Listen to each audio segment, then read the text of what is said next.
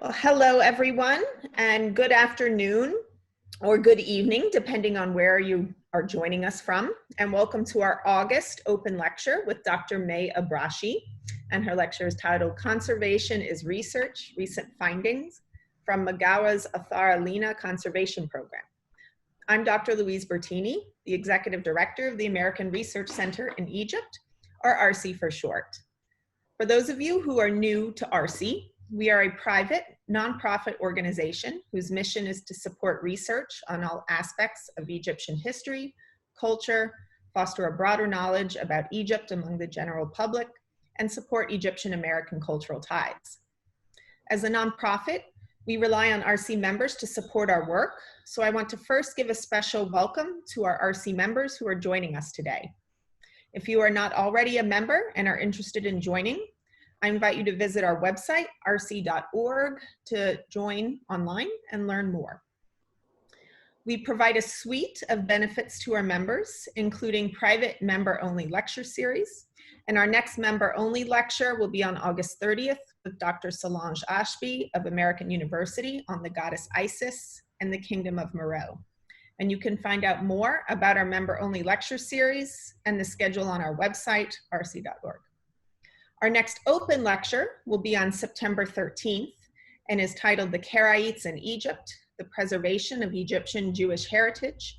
This lecture will feature a panel of speakers, including Jonathan Cohen, Ambassador of the United States of America to the Arab Republic of Egypt, Magda Haroun, Head of the Egyptian Jewish Community, Dr. Yoram Mittal, Professor of Middle East Studies at Ben Gurion University, as well as myself, representing the American Research Center in Egypt to discuss our efforts in the preservation of the historic Basatine Cemetery in Cairo.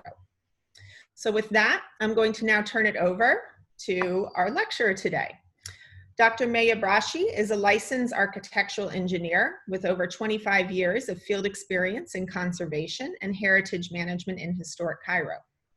She is currently founder and chair of the Megawra Built Environment Collective, a twin institution consisting of an Egyptian NGO and consultancy working on issues of the built environment. She coordinates Athar Lina, an initiative run by Megawra in partnership with the Egyptian Ministry of Tourism and Antiquities and Cairo Governorate that conserves the heritage of Al Khalifa in historic Cairo and conceives of it as a driver for community development. She is also an adjunct lecturer of architecture at the American University in Cairo. So welcome, Dr. al-Ibrashy. Hello, thank you, Louise, and thank you, RC, for the invitation. Hello, everyone. Can you guys hear me properly? Is my voice loud enough? Yeah. All right. So today I am going to talk about the work that we do in conservation in historic Cairo, focusing mostly on the mausoleum of Imam Shafi'i. On the conservation project started in 2016. But first, just to contextualize the work that we do, I will give you an idea, a general idea about the work of Athar Lina Initiative in general, and also kind of to show you not just the context of the work, but the mindset within which we work, and in which research kind of almost becomes a luxury, if you will, or the part that we enjoy that doesn't have the complexities of the rest of the work that we do. So as Louise said, this work is done within the framework of Athar Lina Initiative, which is run jointly by Megawra and the Built Environment Collective. And all of our work is in partnership with the Ministry of Tourism and Antiquities, and some of our work also in partnership with Cairo Governorate and under the supervision of the Ministry of Social Services.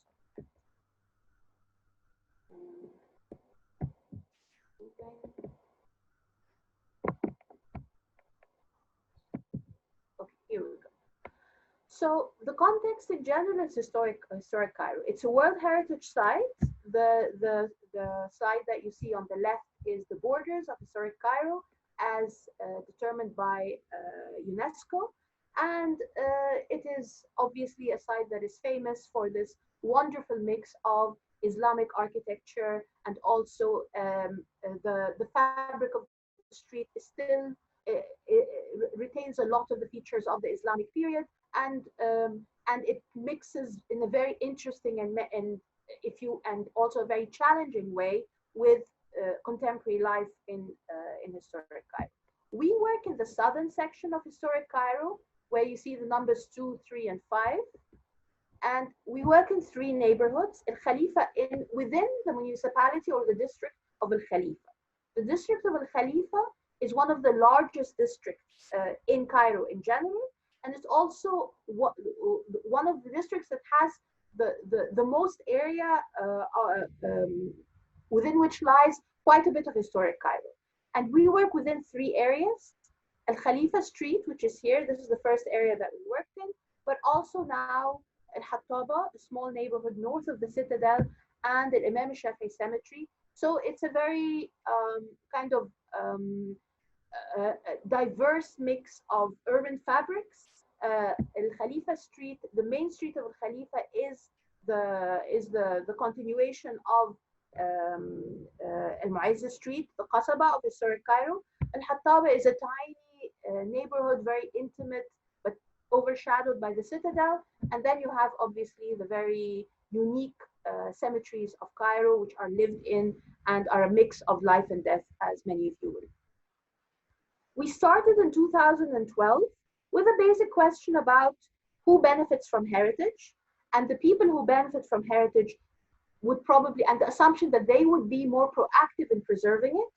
And so the question of how to empower people to benefit, to feel a sense of ownership of heritage, and therefore to preserve it.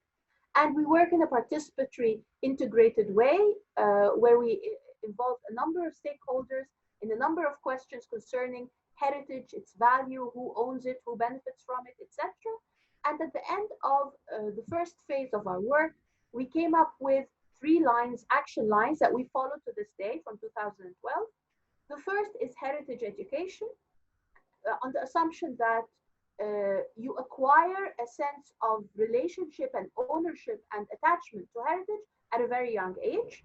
The second is that conservation continues to be a vital part of the work of anybody interested in heritage in historic Cairo, but preferably with adaptive reuse in mind. And the third, which tends to be the most challenging, is grounding the work that we do in the socioeconomics of the urban context and linking the benefit that people derive. Let me rephrase that. Linking improvement and benefit of heritage to the benefit of the community. The assumption is that quality of life, the improvement of quality of life, is vital for both. One cannot happen without the other, and we work in 2 fields, urban development and heritage industries, within that action. So very quickly, I will talk about the conservation projects that we've worked on, and then I will go back to them, talk about the finds and the research work that happens there. So since 2013, we've worked on a number of projects.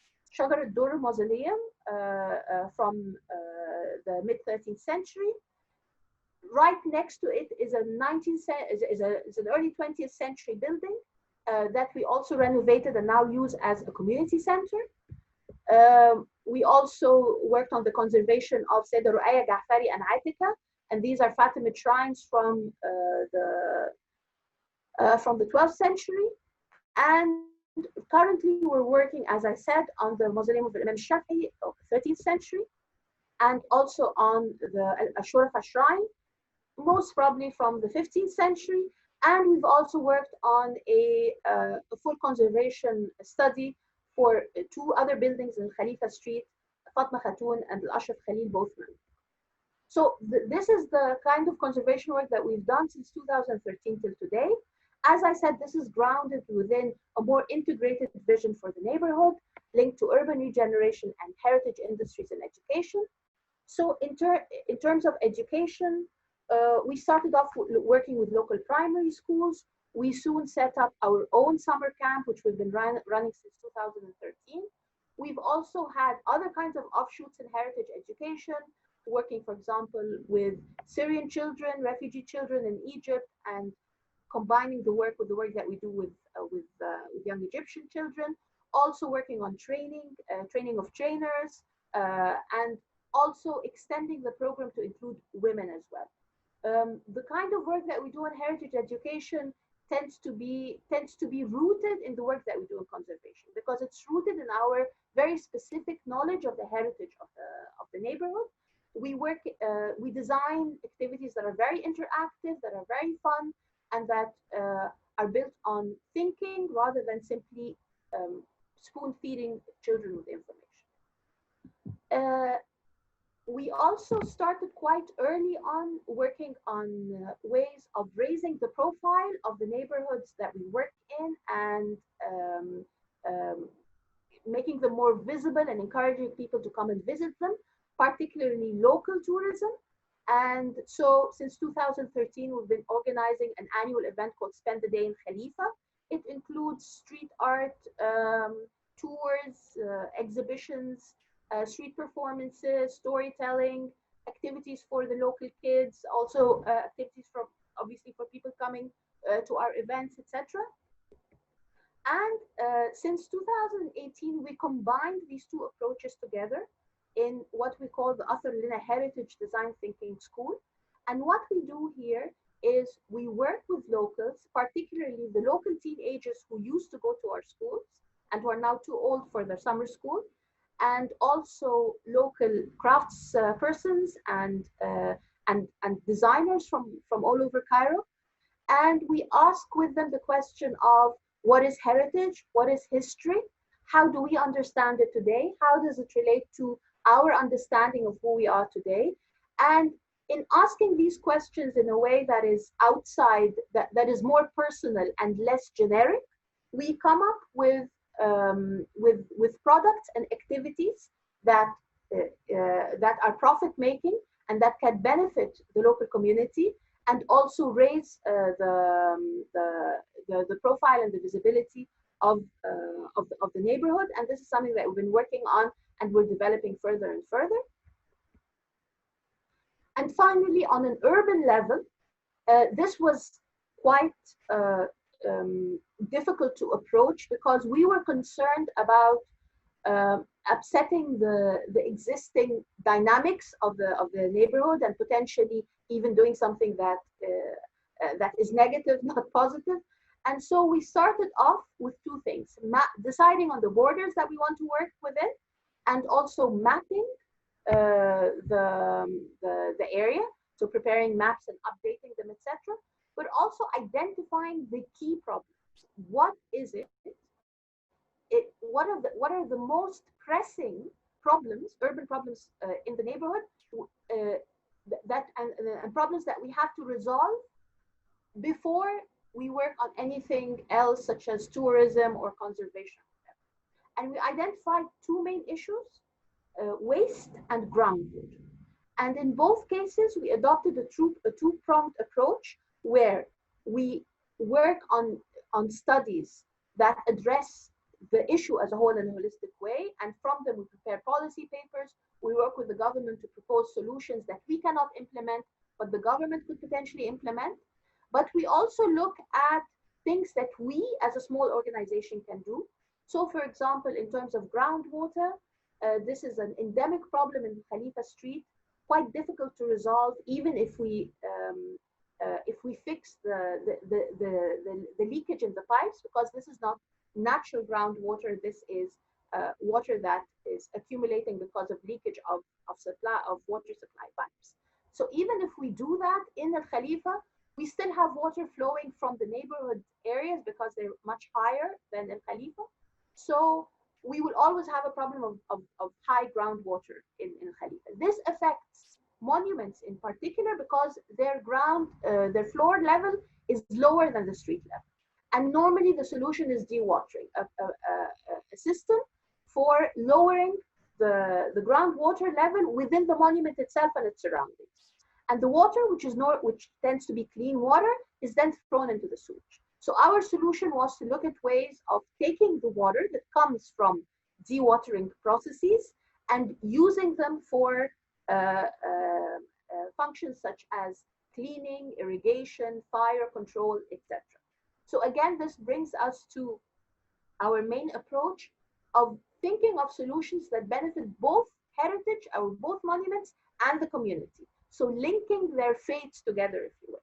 And in terms of waste management, the work that we did for the government was more to figure out what goes wrong with the waste management system as a whole. But then we identified plots, and with the collaboration of Cairo Governorate, transformed them into places for sport and recreation, as you see over here. We also do this kind of work within a holistic understanding of the areas where we work as a whole. So, for example, for Al Khalifa Street, we are currently in the process of finalizing a conservation and management plan based on a complete survey of the area, both buildings and open spaces. Again, the management plan will inform two things. It will go to the government to inform, hopefully, the decisions that they make concerning the area, but it will also help us decide on what to do next. And sometimes we link everything together. So this is a tiny little project that we love, we're very proud of. This is a project where we worked with a number of women in an endangered neighborhood called al-Hattaba. The neighborhood is, although it is historic, is in danger of demolition. So we have been lobbying with the government to try and convince them not to demolish the neighborhood, but also in parallel, we trained a number of women in the art of khiyamiyya, which is a traditional Egyptian craft. And together they worked on a quilt that tells their history of al-Hattaba and how they own it in a way. The idea is to use it as a kind of advocacy tool to raise, again, visibility of the danger al-Hattaba. So this is a very quick introduction to the work that we do in general. And now I'm going to focus on the main topic of the talk, which is the findings and the kind of research that happens within the conservation project as we're doing conservation. Just to give you an idea about the kind of findings and discoveries that we have done in previous conservation projects. This is the mausoleum of Shajarat al-Dor, and this was actually funded by the American Research Center in Egypt. And what you see over here is the state that we found the interior of the dome in. This is the drum of the dome, and we knew that there was something there, but it had never been documented, and nobody really knew what the details were like. So there were 2 years of painstaking work where we basically peeled off all the plaster to reveal the original designs.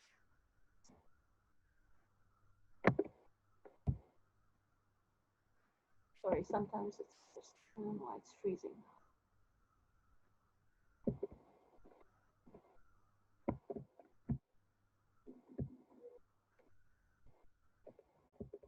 Sorry, it's freezing. I'm trying to fix it. For some reason, it's not moving. Okay, here we go. And this was what it looked like before. This is the result. We are still doing research on this discovery. Many people think that it's an added feature because we do not have that many Ayyubid buildings in Egypt, and we do not have that level of painted decoration in the interior, except for one building. This is the dome of the Abbasid Caliphs, very close to Shajarat al-Dor.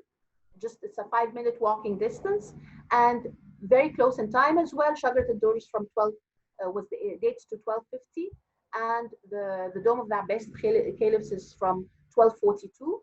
And you can see here again remains of decoration. This is actually under conservation by the Ministry of Antiquities at the moment, so we hope to see the result of the cleaning soon. But we can already see from this that many of the details are very similar to what we have in Shajarat. This is another building that we worked on. I'm sorry, this date is incorrect. It's not from 1250. This was just this is the Sayyida Ruqayya Shrine. And this is a building that has been extremely well studied. It's a Fatimid building. It features in Prezzo's work quite extensively. It also features in the work of Yusuf Raghib, for example. But even there, we were able to find things that nobody knew about. Some things were had been mentioned, but they were not documented, such as much of the decorative of the remains of the decorative stucco, and also this kind of pearl border that you see here on the ribs, and also the arabesque border that you see here. But others nobody knew about, such as the rosette at the top of the dome that you see over here with an inscription. So this is the kind of these are the kind of things that we stumble upon as we work. The challenge here is not just to document, but actually to do the research and to publish and to let the world know that this is what we know as a result of the conservation project. Unfortunately, because of everything else that we do, sometimes this takes quite a bit of time. And this is the reason why I'm quite excited about this talk, because it's a chance to at least share some preliminary findings. And now I'm going to talk about the Imam Shafi Conservation Project, which is, and I'm going to talk in a little bit more detail. This is quite an extensive project. It's the biggest that we've done so far as Athar Lina. As I said before, this building is in Al-Qarafa Sughra, the southern cemetery of historic Cairo, this area over here. You can see it's a very beautiful building. It has the largest remaining wooden dome in Cairo. It dates from 1211 AD. And it's not just the spiritual significance of the building, which I will talk about. It's also the fact that it is almost like a record of the history of Islamic architecture and decoration in Egypt. So what we knew of when we started was these phases, that prior to the, first of all, Imam Shafi was buried here, was the founder of the Sunni, of one of the Sunni rites of, one of the rites of Sunni Islam, was buried here in 204, in 819 AD, 204 Hijri. Then some years, like more than 200 years later, in 1176, Salah ad-Din al-Ayyubi comes and builds a madrasa next to the dome. But he also, we are told in the books that he also installs a wooden cenotaph above the grave of Imam Shafi, which we still have today. It's this one. Then in 1211, his nephew, Sultan al-Kamil Muhammad, comes and demolishes whatever existed and builds a new huge mausoleum, the one that we have today, not just for Imam Shafi, but also for his own family. So the mother of al-Kamil is buried there, and supposedly also his son. And then you have, it is a very important dome. It is very prestigious on the spiritual level. So you have a number of rulers and also powerful people kind of making the effort to work on it and to renovate it. Most importantly, Al-Ashraf Qaitbay, who supposedly did not rebuild the dome, but built quite a bit of it, and in the 15th century. And then in the Ottoman period, Ali Bey Kabir renovates the entire interior, which is what you see here. So all of this is Ottoman, this is Ottoman, this is Ottoman. But the squinches, the system of the squinches, the geometry itself is Ayyubid. You have certain parts of the building, such as the Kufic inscription that you see here, which is on the beams, is also Ayyubid. The wooden dome itself is mostly Ayyubid, etc. So you actually have a series of interventions, Ayyubid, Mamluk, Ottoman, and also in the 19th century, when Khedive Tawfiq built a mosque right next to the dome. So it's really an amazing building in terms of the richness of the architecture and the decorative features. But also one should not lose sight of the fact that this is not any building, and this is not any man who is buried here. This is Imam Shafi, who of course is known as an Islamic scholar and is known for his whole an entire school of Sunni jurisprudence. But there are other interesting things about him. Most importantly, that he was not just a scholar but also a poet. He also dabbled in politics and every so often, and he his history in Egypt is quite interesting because it features historic figures such as Sayyidah Nafisa, for example, the great granddaughter. Another thing that maybe not many people know about Imam Shafi'i is that as much as his Islamic treatises are extremely sophisticated and intellectual, his poetry is extremely human and soft, and we ourselves as Egyptians have retained parts of his poetry that we use in everyday life without even knowing that this comes from the poetry. So very briefly, the conservation work happened over two phases. Phase one was concerned mostly with the emergency work. So we did the entire exterior, the stucco decoration, which was not in a very good condition. We worked on the lead cladding of the dome. We worked on the roofs, on insulating the roofs. We also had subsidence in the floors within the dome, so we worked on that. And we also had problems with the marble cladding, so we also worked on that. And in repairing the subsidence, we had to do excavation work, which opened a whole new world for us, and I will talk about this. The second phase, which we're currently working on, is concerned more with cleaning the interior of the dome, the painted decoration that I just showed, and also with site presentation and light. And by the way, we just lit up the exterior yesterday, actually. So we're quite excited about it. So what do we learn from a project like this, which is going to continue for 5 years? We're hoping to finish by mid-2020. First, we have the basic work, the documentation. We are very meticulous and anal about our documentation. So we do a lot of hand tracing. We obviously combine it with surveying. We also do a lot of investigation of the structural systems within. And in doing so, we correct certain information that we already have, such as, for example, the shape of the profile of the dome, the exact measurements of the boat on top, the finial, which is here, the exact size of the LED panels on the dome from outside, etc. And of course, the detailed drawings, the detailed tracing of all the decorative features that we found. On the exterior, we traced everything. On the interior, this was impossible. So we traced units and exemplars just to keep, so that we have a record of all the different decorative features that we found in the Imam Shafi'i. But these are things that we already knew existed, and it was just a question of having a more detailed documentation of what we know existed. But sometimes what we know existed, we can add to. So for example, this that you see here, these bluish-green tiles, we know from previous conservation projects that the dome, most probably in the Mamluk period, had been coated with ceramic tiles that were fixed with nails. These are the nails that you see over here. And we know that in the Ottoman period, these were covered with the lead cladding that we have today. So it was interesting to actually be able to uncover some of them, document what we could uncover. We didn't set out trying to uncover everything, but in the process of repairing the lead sheets, there were parts that were uncovered, so we documented them.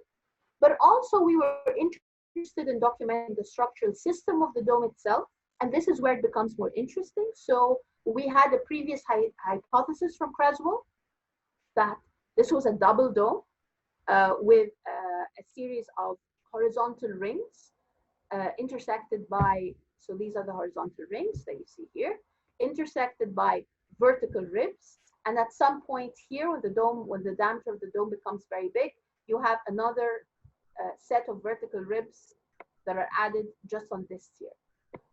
But Creswell calls it a double dome. It is not a double dome. This is all we have. It's a single rib and beam system, but it's clad with wooden sheets, with wooden planks from outside and from inside. And it's surprisingly thin. It is shocking how thin and delicate the structure is, and to the point that we know that there used to be a dome that supposedly, according to historians, looked exactly like it on the Mosque of the Zahir Babers, which is later from the Mamluk period. That dome collapsed, and now the Ministry of Antiquities wants to rebuild it. And they came to us and they needed the documentation that we had done of the dome. It is impossible, according to today's specifications and standards, to build a dome using these kinds of sections. So, of course, they're not going to do that. They probably go for a metallic, an iron steel system. So in these cases, we are kind of correcting information. Sometimes we also find things by chance, and we're not sure whether this can be this is part of the history of Imam Shafi'i, or if it's something that was reused by chance. So this, for example, is one of the marble, the elements of the marble paneling that was added in the Ottoman period. But when we removed it, because it was in very bad condition, so we needed to refix it, we found on the rear the remains of this inscription. As you can see here, it's obviously Mamluk. Here you can see al-Malik al-Ashraf, so most probably Qaitbay.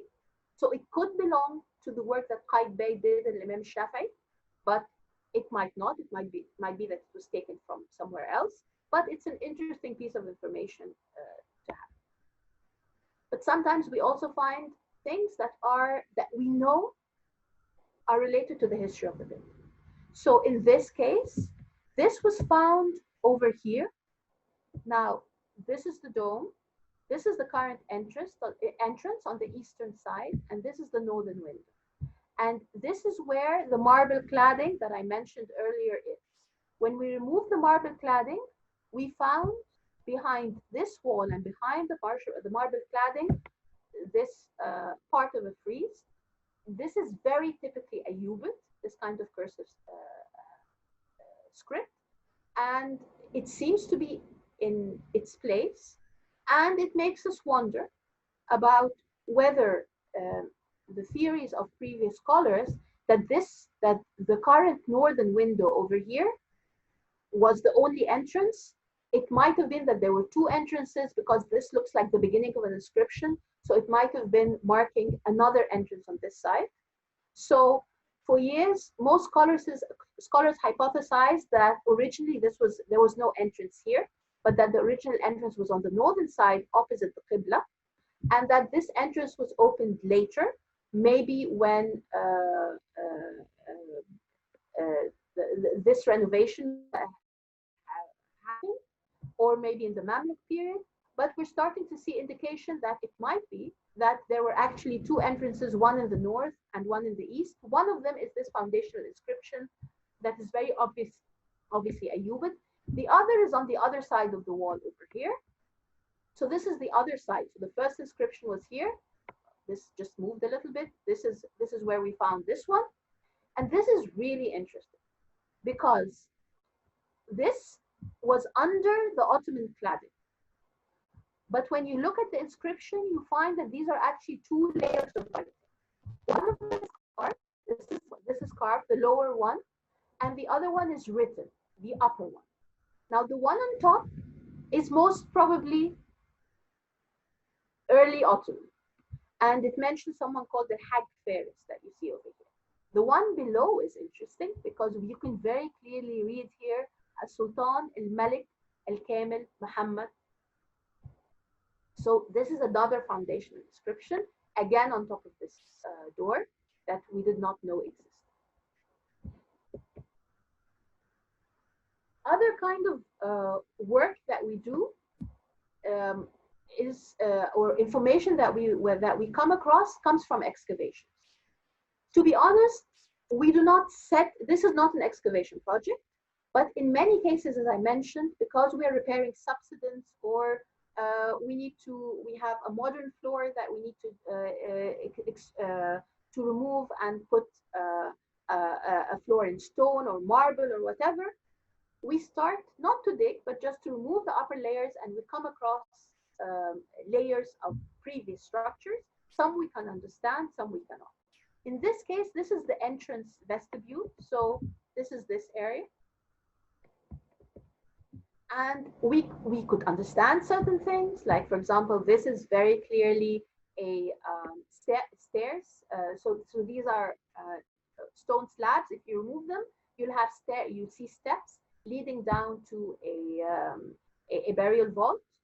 We also could find remains of the marble, the original marble floor, not the original, but the one from the Mamluk period, or the Muhammad or 19th century, or Muhammad Ali period. So we found those over here. But we also found things like these. Now this is very obviously some kind of channel, some kind of sewage or water channel, and this we found over there at quite a high level, but we could not quite understand what it was. So these are all things that we collect and we kind of tabulate, and we have all the information, all the documentation, and then bit by bit the pieces start to fall. But what I want to talk about more is this excavation. Now this is the previous excavation that I showed. This happened in this phase, but in the first phase we found this, and this was our biggest find. This is our biggest find to date. This is the most exciting thing that I have ever found in my entire career. So here I'm kind of like, you know, building this up in a major way. This is the interior of the dome. As I mentioned before, we had subsidence in this area in particular. So normally what we do is we do not like to introduce impermeable slabs, such as, like, we don't like to use reinforced concrete, things of the sort.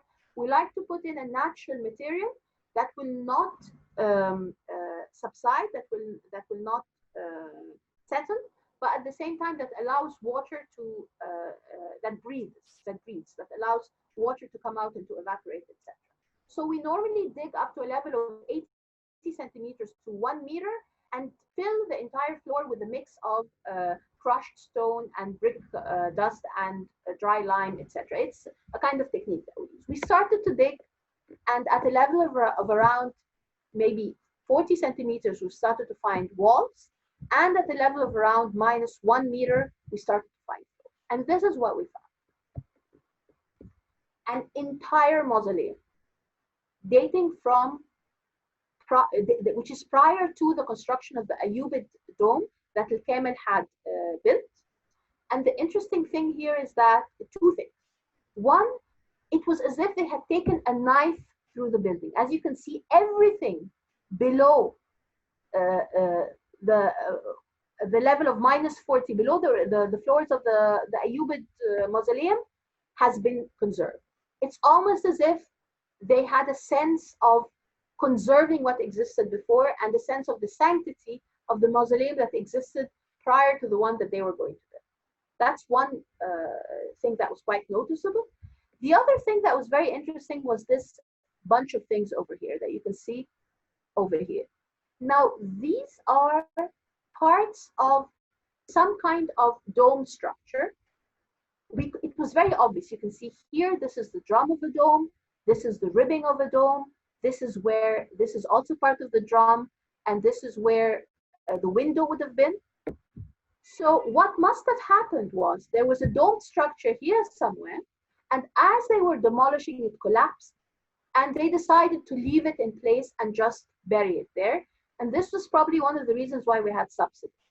But it's a very interesting piece of information, because now we don't just have a plan, we also have an idea about the three-dimensional aspects of the dome, what existed above what we have. So this was very interesting. We immediately started to recognize a type. We could see that this looked like what is typical of Fatimid mausolea, most particularly the later ones, such as Yahya Shabihi, for example, Badr al-Gamali. And we were able to reconstruct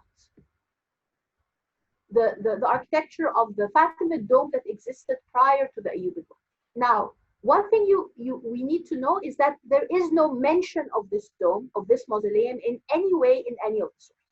So this was something that we had no idea about. So what we could see was that this is the Qibla side, and these are the three mihrabs in the current building. There were also 3 mihrabs, and they were in front of them was a riwaq carried on one column, and probably here there was another column base. So this is what you see. Most probably this rock continued over here, and then this dome most probably stood on the double column that you see over here. There's probably another one over here somewhere, but we could not uncover it. And we found here that the floor was disturbed and interrupted. So there was probably one here, and there was probably one here that we. On top of that was this dome structure that you see here, and the reconstruction that we have here comes from the information that we got from these masonry. But we had one problem. If we put the dome in here, in this squared area, we would be left with, if it stands on this wall, it would be oval, it wouldn't be square. And if we put it in on the columns where we think the columns were, which are here and over here, we would be left with a very, very narrow corridor that makes no sense. Then we noticed something else, that the fabric of this wall and this wall and this wall and this wall and this wall, look, had certain kind of characteristics, and this wall and this wall were totally different. They looked different. And then we also started to notice other things. One, that the interior of this mausoleum, which is this area over here, this area over here, was clad with marble cladding, which is not something that we see in Fatimid mausolea at all. Two, in the finds, we found over 1,000 decorative pieces of decorative stuff.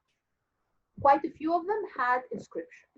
We started to find cursive inscription, which is also not very typical of the Fatimid. We also found a Kufic inscription, which was in the Fatimid period and also in the Ayyubid, but one tends to associate cursive inscription with the Ayyubid period.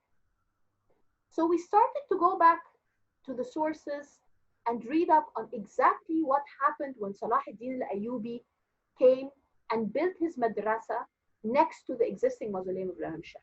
Let me remind you again. Now, the existing timeline is as follows.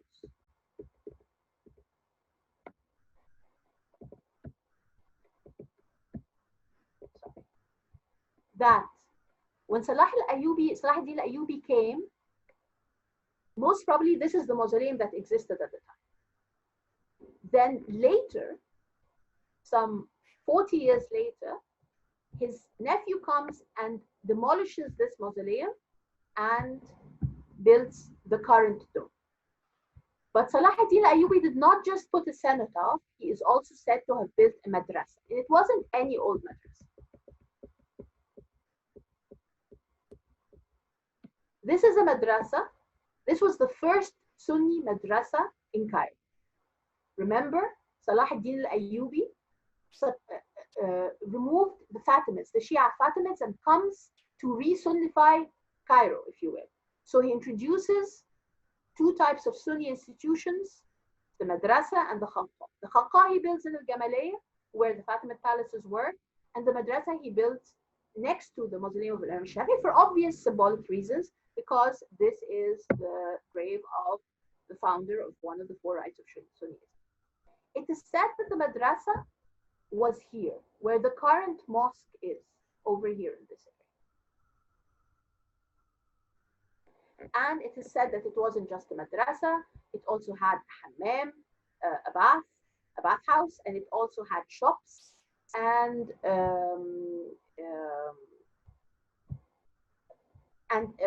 yeah, here it is. And Muhammad ibn Jubair, who was visiting at the time when it was being built, says it is so big, it's almost as if it is a country on its own. Of course, he's exaggerating because he really likes Salah ad-Din. And then later on, al-Maqrizi, who was writing in the 14th century, describes it again and says it had a very generous waqf or endowment, and it didn't just have a bath, it also had a bakery, a forn, and shops around it, etc., etc. So this was a big thing. It wasn't just, it wasn't a simple bit. And this is our hypothesis, that the madrasa was here.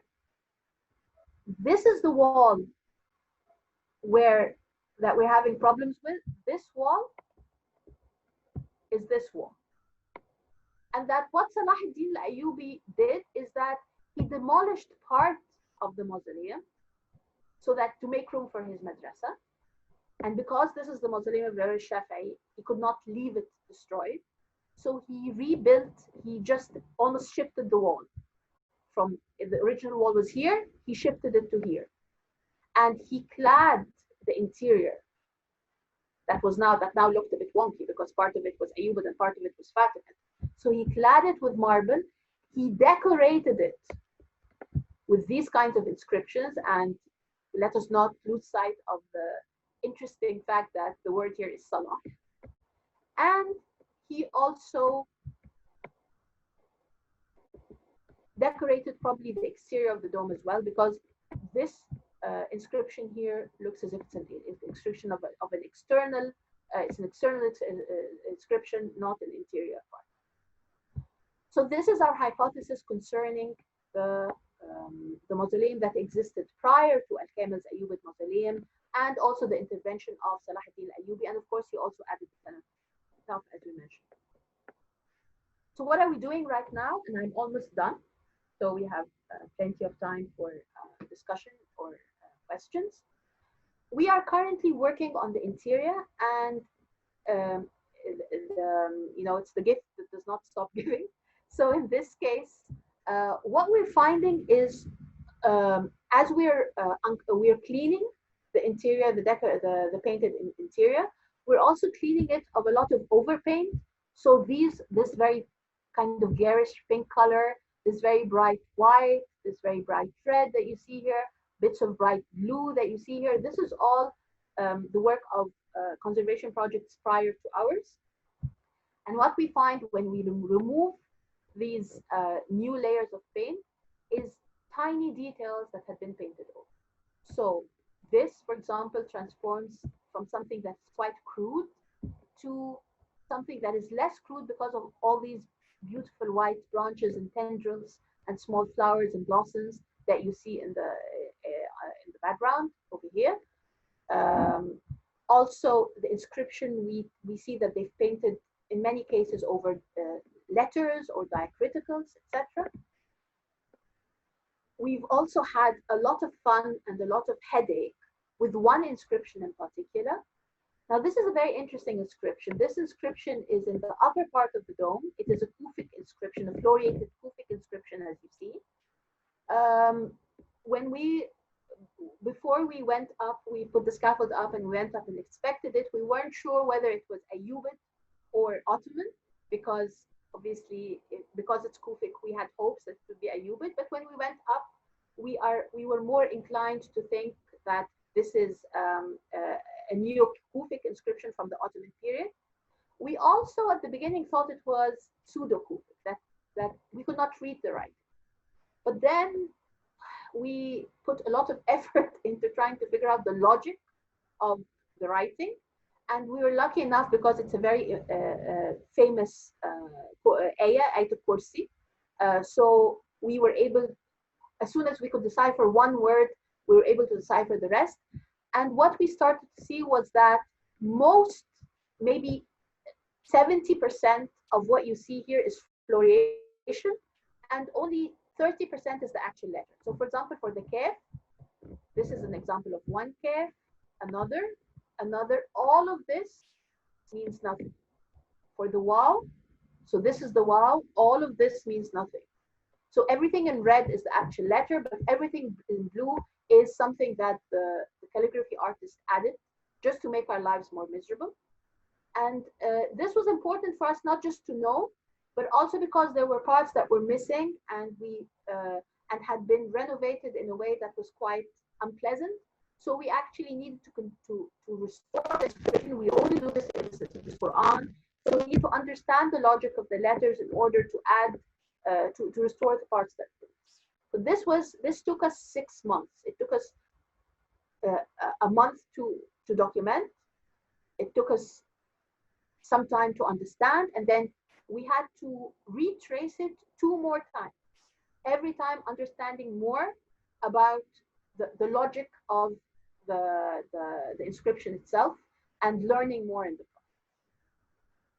This is actually, I think, my last slide. This is also something that we only discovered a couple of weeks ago. These are the ceilings in the newer part of the area where we work. This is the Ayyub Dome. This part is all from the 19th century. It's from the same period as the mosque, which is also from the 19th century. And the idea was, in this area here, we would introduce a visitor center. And this passageway leads to the mosque. So we were just going to clean what we thought was a standard, beige ceiling. But when we started to clean, this is what we started to find: a very beautiful painted decoration that we now have to start to expose, to uncover. And when we started to work here as well, we found this polychrome decoration, which is not as valuable as, or as old as what we have in Imam Shafi'i, but again, it adds to this very rich history of the site as a whole. Finally, I tried to keep this as short as possible because I thought it would be interesting to have a discussion and to have a longer question-answer session. As I said, all of these findings are very fresh. We did a bit of research, but we haven't had time to do as much research as we would like. And these are one of the issues that we face when we work in a way that is very integrated, where it's not just conservation or research, but it's also the community work that we do, the work on the urban level. And so we kind of think that whenever we get a visitor to the site or whatever, we show them what we have and we try to discuss it with them to get as much, to kind of crowdsource information, if you will. But we're hoping after we finish the conservation project next year that we will take a year to actually work on the publication. And so this, I'm hoping, is the beginning of a discussion and a debate on everything that we discovered in Imam Shafi'i and elsewhere. And finally, these are our pages, our websites, our social media pages, and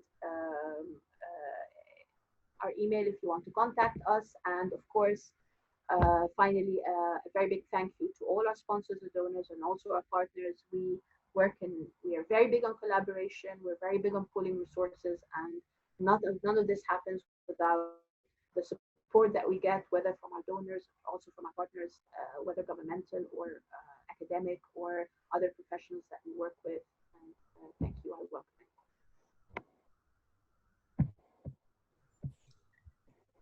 Great. Thank you so much, May. That was a wonderful lecture and wonderful to see the conservation work that your team is doing. If we have any questions, I invite you all to put them in the Q&A button that's at the bottom of your screen.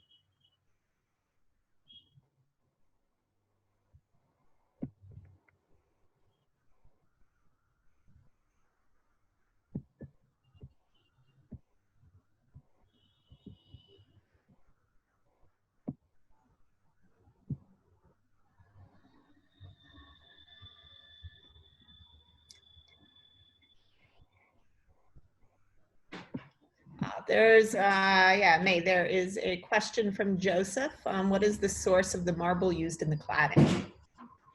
I have no idea. That's a quick answer. The marble is, Egypt is not a country that's very rich in marble. So it tends to be reused and reused and reused. So even marble, the kind of standard colors such as white marble, you would find like a mix of different types of marble within the same wall. And you will, it's very difficult to tell where the marble comes from. But we know that most of it was reused. And the proof is in what I showed you, what exists, the one that with the inscription on the rear. It's not that easy to to figure out where it came from for that reason.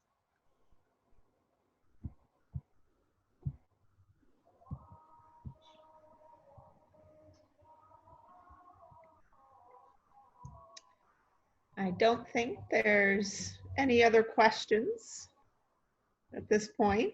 Oh, yes, there's another one. How do you and your team trace the decorations and patterns? Yes.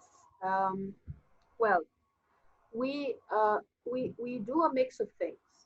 We're very big on manual drawings for a certain reason, not just because it is really the most accurate, but because as you're doing the manual drawing, you're actually seeing and you're thinking, as opposed to when you work from a photograph or when you do a laser scanning or whatever. Having said that, we are not total Luddites. We do use, we do surveys, etc. But we tend to work in a hybrid system where we do the survey first and we take all the points that we need.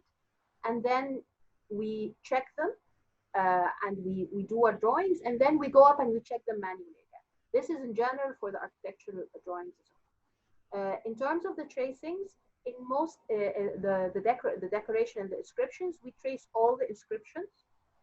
We trace any decoration that is different. So it's we have an example of all the different decorative types that we found.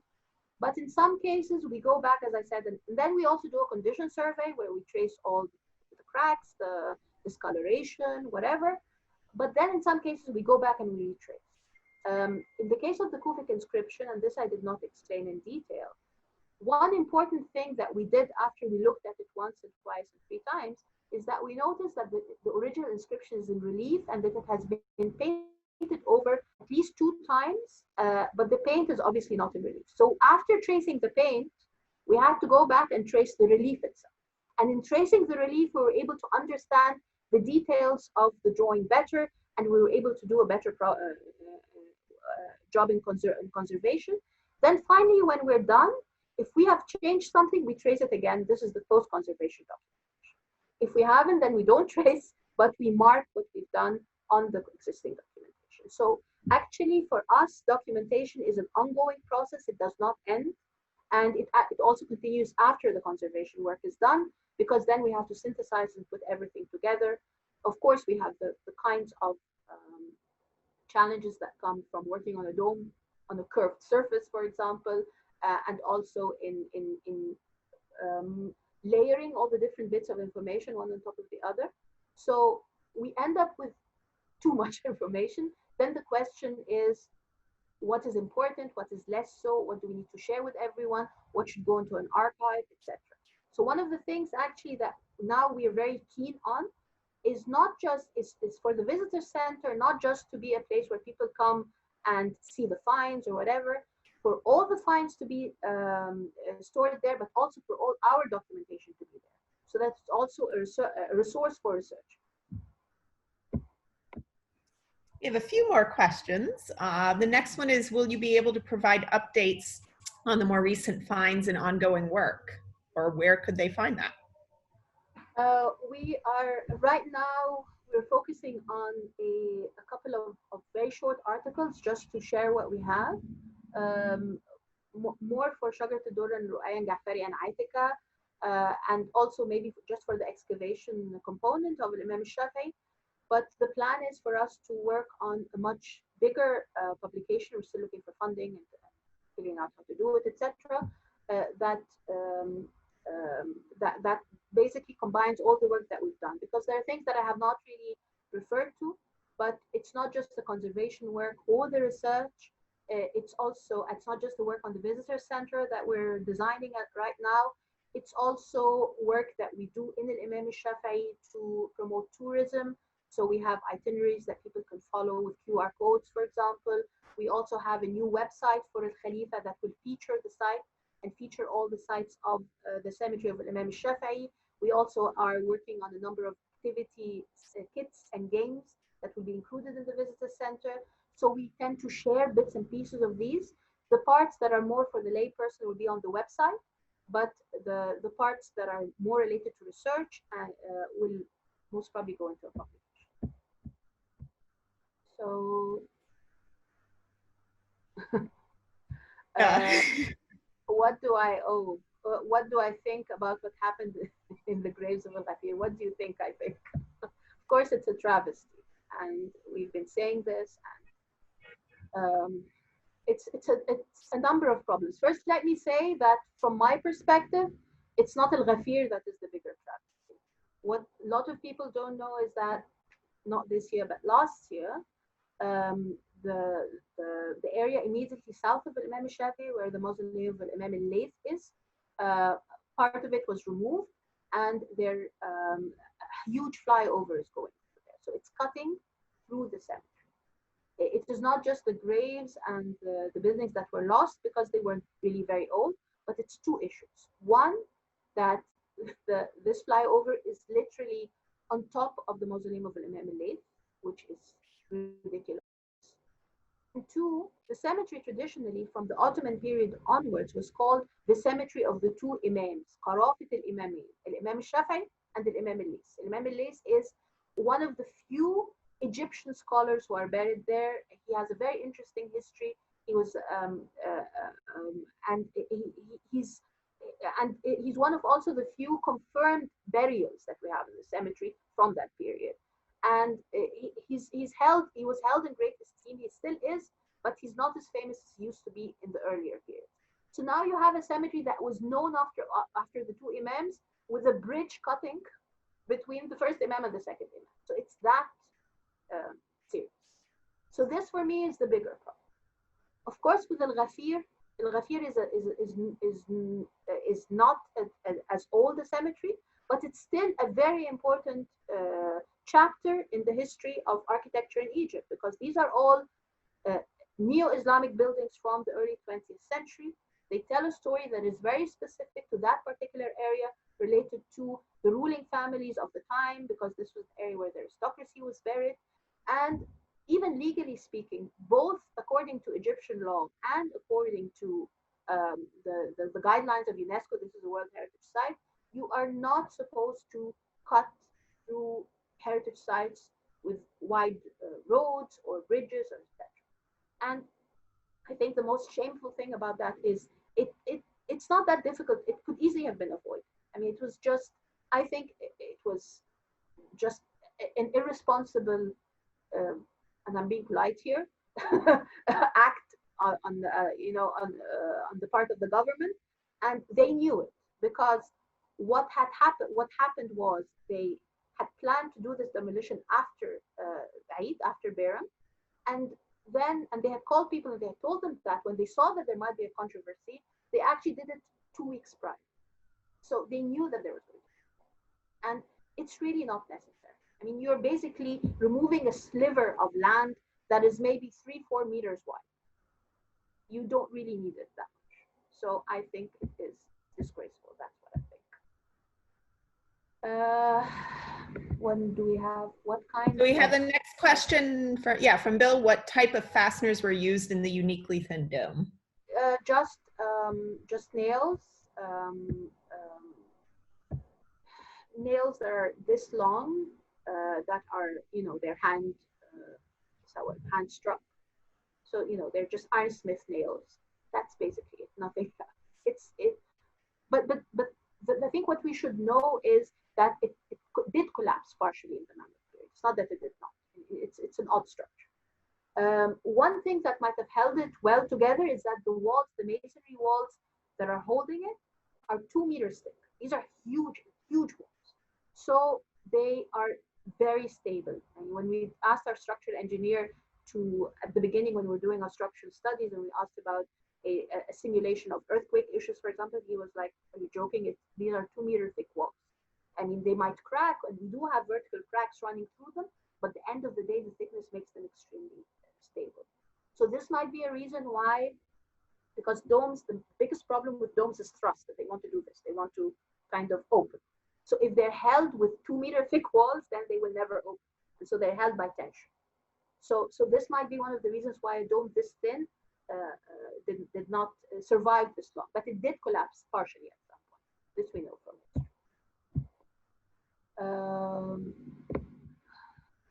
history.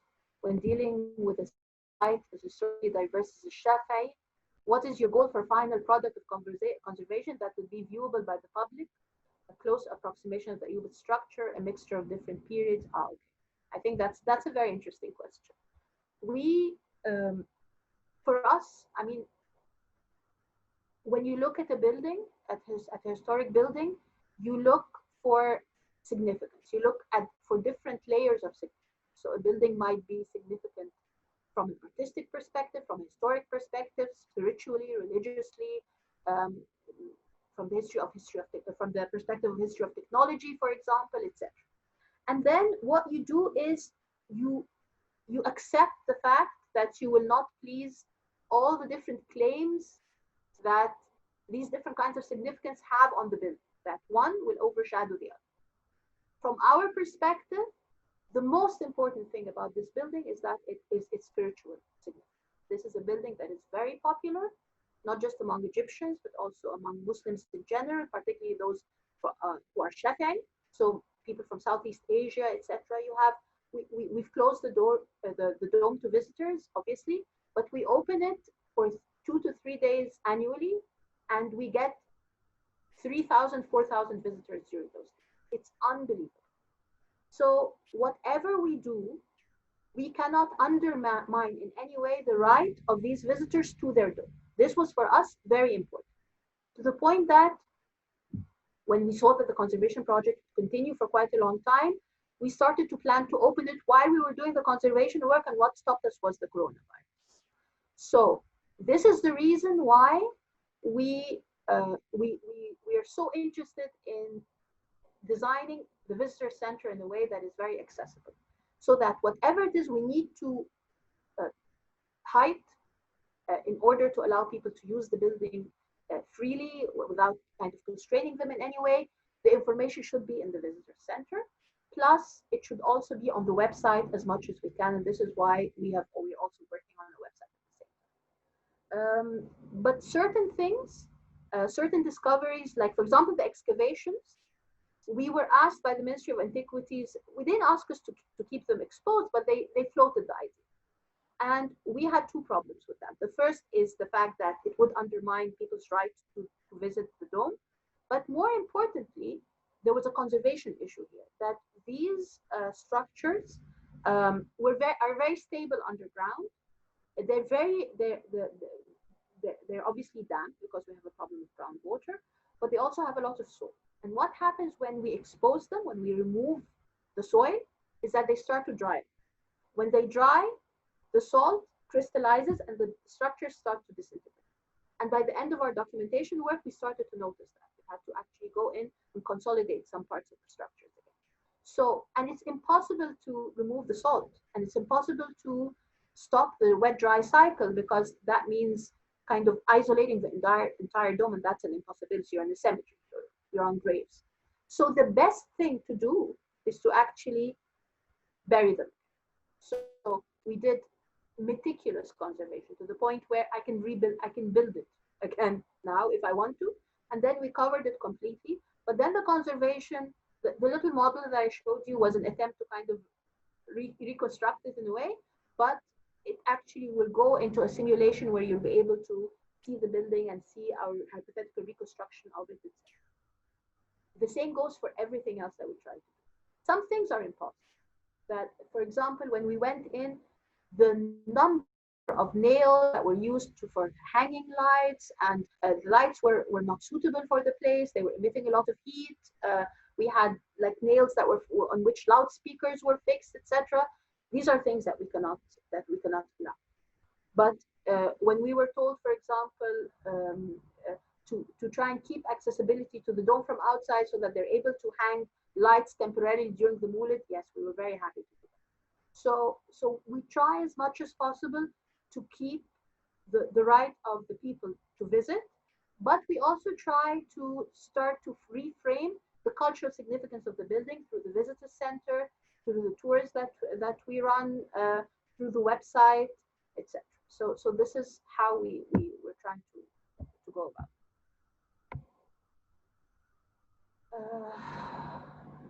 How do you The wall contains different types of marble. How do you decide the conservation material?